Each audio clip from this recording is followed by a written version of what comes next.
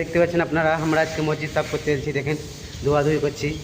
দেখেন এই বান্দাটা কেমন ধুছে, দেখেন একবারে সে লেভেলের জামা কাপড় ছিঁড়িয়েছে, লেকিন সাফ করতে ছাড়ে না।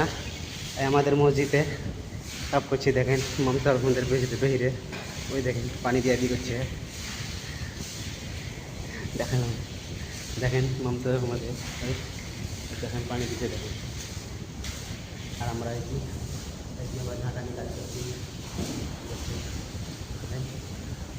ওটাই আমরা সব করলাম।